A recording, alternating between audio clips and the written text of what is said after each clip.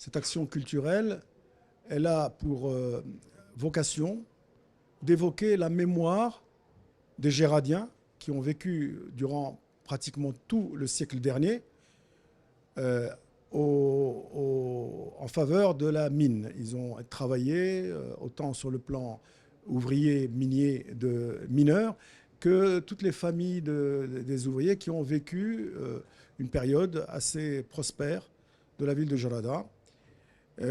Cette ville qui a connu, en fin du siècle dernier, la fermeture pour des raisons économiques, des raisons de structure du minerai. Donc, pour toutes ces raisons-là, il y a eu l'arrêt de la mine.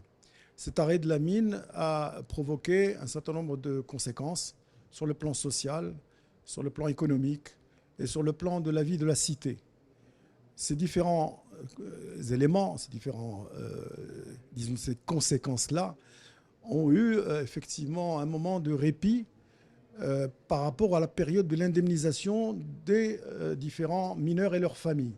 Mais néanmoins, dès que ces indemnisations ont été épuisées, on s'est retrouvé dans une situation où la population était effectivement en détresse, en difficulté économique, ne pouvant plus subvenir à leurs besoins et ne pouvant plus assurer, n'est-ce pas, l'évolution normale de leur famille. Beaucoup ont émigré. Nous savons, bon, pour l'avoir évoqué statistiquement, que la ville de Jarada comportait jusqu'à 60 000 personnes. Donc c'est une petite ville de 60 000 personnes, dont pratiquement 7 000 étaient ouvriers des charbonnages du Maroc. Donc si vous comptez le nombre avec les administrations et les économies parallèles, ça faisait 60 000 personnes. À la fin de la mine, lorsqu'il y a eu la fermeture, il y a eu effectivement une émigration importante, notamment des jeunes qui sont partis soit en Europe, rejoindre notamment cette activité minière, soit carrément dans les autres régions du Maroc pour retrouver de l'emploi.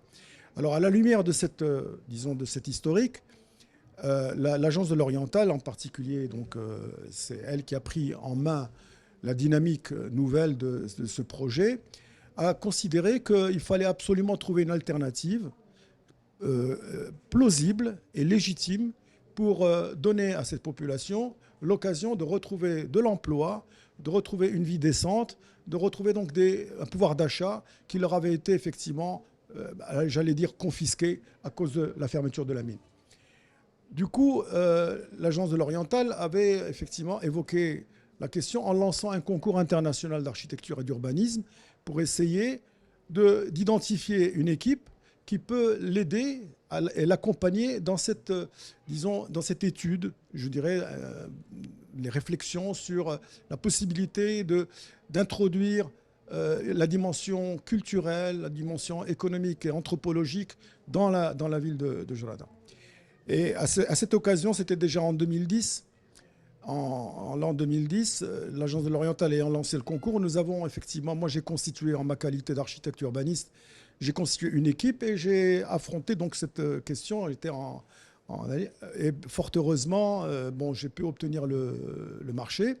Et pendant toute l'année 2010 et 2011, nous avons étudié sur site, en nous rapprochant de la population, en évoquant toutes les questions qui étaient évoquées à l'époque, en particulier sur le recensement du patrimoine industriel du XXe siècle. Et nous avons tout de suite constaté qu'en fait, Jarada constituait un point central de l'industrialisation de notre pays. Pourquoi? Parce que Jarada disposait d'un minerai extrêmement important et d'une centrale thermique qui pouvait fournir de l'électricité à l'ensemble du pays. Donc finalement, Jarada était une composante importante de toute la vision industrielle de notre pays. C'était un combinat industriel de première importance. Et évidemment, elle envoyait le charbon jusqu'aux Roches Noires et même plus loin, même à Agadir, pour que les centrales thermiques du pays puissent fonctionner grâce à l'anthracite de Jarada. Alors tout cela, premièrement, donc, nous avons recensé l'ensemble du patrimoine industriel du XXe siècle, qui était d'ailleurs, je dirais, après l'avoir bien analysé, qui était en pointe par rapport à la dimension technologique de l'extraction du charbon. Parce que c'était parmi les derniers puits de charbonnage importants à caractère, disons, industriel important, qui avait été constitué dans le monde. Parce que le charbonnage, par exemple, en Europe, ont diminué de capacité de production. À partir des années 60, il commençait déjà la fermeture. Or, dans les années 60 et 70, le Maroc était en plein boom dans la production. Et donc, toute la technologie d'extraction avait été développée pour le compte des charbonnages du Maroc, qui était l'institution qui était en charge du programme de charbonnage, et pour, disons, augmenter la productivité, assurer une meilleure sécurité des mineurs, assurer un développement parce qu'il y avait une attente considérable, importante, parce que le minerai est d'une importance. Il y avait 95% de pouvoir calorifique via le minerai. Un des meilleurs minerais au monde, il faut le dire et le souligner. Donc le fait que les charbonnages se sont occupés avec des technologies nouvelles et tout, a rendu cette productivité intéressante. Mais il y avait d'autres questions qui étaient posées, notamment le filon d'anthracite était relativement réduit, il avait une épaisseur faible, il y avait quand même quelques difficultés. Et à la fin des années 1998-99, l'État avait considéré que ce n'était pas possible de continuer l'extraction, mais ceci a engendré donc la fermeture. Alors pour cela, toute cette analyse, cette investigation, ces recensements, population, habitat, structure industrielle, tous ces éléments qui ont permis d'identifier les problèmes et donc de proposer quelque chose qui pouvait venir comme alternative, donner de l'emploi. Et le vecteur principal, c'était par la culture et en particulier la restitution de la mémoire du mineur et du minerai et des charbonnages. Donc toute l'industrie, disons l'industrie minière, devait être évoquée dans un contexte qui le prépare, notamment pour ce qui concerne le parc muséologique minier. Nous avons considéré que Jarada devait recevoir un parc muséologique minier dans lequel il y avait plusieurs composantes.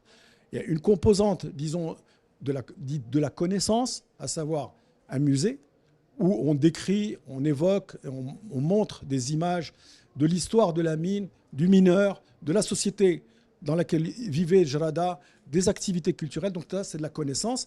Et en deuxième partie, il y a un parc à visiter, le parc dans lequel il y avait effectivement l'activité minière. Ce parc constituait, disons, le moment là où il y a de l'émotion. C'est-à-dire que quand quelqu'un se promène dans un environnement où il y a effectivement des objets qui sont déposés et qu'on voit comment les mineurs travaillaient. On a proposé une scénographie avec des mannequins qui étaient des anciens mineurs avec leurs tenues pour pouvoir également descendre dans une galerie, donc visiter les galeries. Tout ça, c'est de l'émotion. Donc on a couplé deux éléments, l'élément de la connaissance et l'élément de l'émotion. Et par cela, on a proposé un travail qui est actuellement pratiquement en bout de réalisation. Nous sommes à un point assez avancé. Nous pensons que dans les mois à venir, nous pourrons ouvrir, n'est-ce pas, le musée déjà.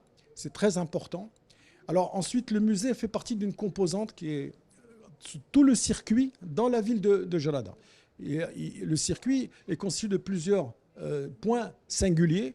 Le premier point, c'est par exemple le centre culturel, notamment c'est l'ancienne église que nous reprenons pour la restaurer et en faire un centre culturel dans lequel il y a effectivement une salle de spectacle-théâtre avec une cage de scène, avec l'ensemble des éléments qui composent un théâtre, certes de petite dimension, mais néanmoins valable pour pouvoir avoir des représentations.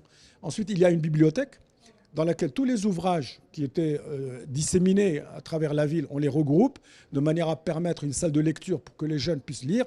Ensuite, on a une médiathèque dans laquelle il va y avoir des éléments pour que les jeunes puissent utiliser l'informatique dans les composantes les plus contemporaines, les plus récentes.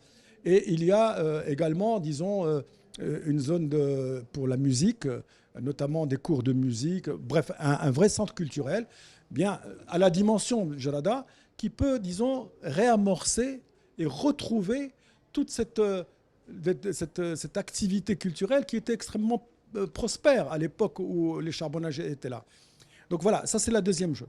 Ensuite, il y a une autre composante que nous visitons parce que c'est un circuit que nous avons initié. Il y a le Grand Terril. Dans toutes les mines, dans tous les grands centres miniers, il y a comment dire, une icône qui est extrêmement représentative de la ville minière, à savoir tout ce qui est déchets miniers, il est toujours entreposé dans un genre de montagne qu'on appelle des terrils. Et ces stériles, c'est-à-dire les éléments qui sont extraits mais qui ne peuvent pas contribuer à la production d'énergie, ça s'appelle des stériles.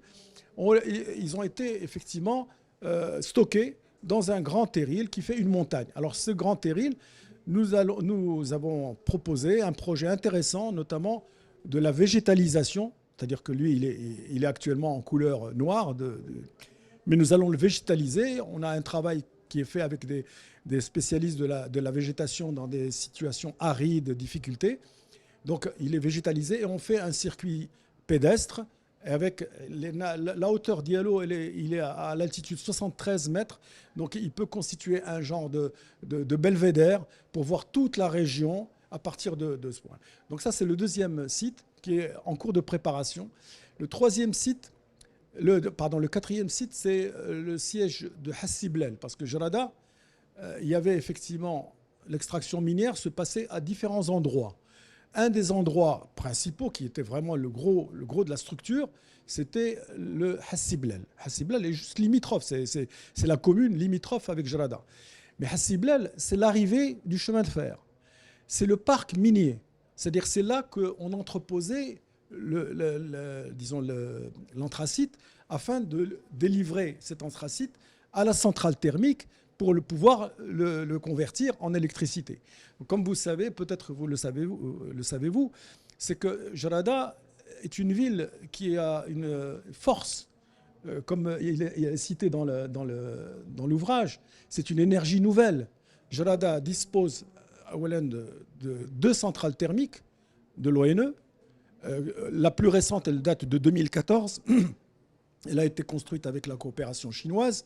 Et la première a été construite en 1970 avec la coopération de l'Union soviétique de l'époque. Donc, vous voyez, Jarada reste une ville qui a effectivement une dimension industrielle et notamment énergétique. Ensuite, Jarada, dans la région de la province de Jarada, il y a des fermes photovoltaïques, notamment c'est Tsandrara, Aïn Bni Mtar, et il y a également, c'est là où passait le gazoduc d'Algérie qui allait vers l'Europe. Donc, donc il y a effectivement une dimension industrielle qui peut être promue pour l'avenir de la région. La région n'est pas uniquement une région, disons, minière, mais une région qui peut devenir une région industrielle. Encore faut-il que les investissements suivent et que les éléments... Donc, en gros, ce que je voulais vous exposer, c'est qu'il y a effectivement un futur possible pour la province de Jarada, pour la ville de Jarada, et que ce futur, il a effectivement différentes, pistes qu'on peut, creuser. La première piste, c'est la piste touristique, parce que le tourisme, effectivement, il est actuellement un petit peu en retrait par rapport aux autres régions touristiques du pays, mais il y a des potentialités énormes. Figuig en est une, Jarada en est une autre, et puis le train qui va vers Bouarfa, d'Oujda à Bouarfa, est un train extrêmement intéressant qui peut effectivement jalonner un certain nombre d'endroits qui peuvent être des sites touristiques. Et ça, c'est le tourisme. L'industrie, c'est l'industrie sur la base de l'énergie. Et ensuite, il y a de l'activité générale, donc l'agriculture, notamment l'élevage, etc. Donc moi, j'ai bon espoir que la région de Jarada, la province de Jarada, y compris les provinces limitrophes, les Figuig, etc., peuvent avoir un avenir économique intéressant pour notre pays. Et merci.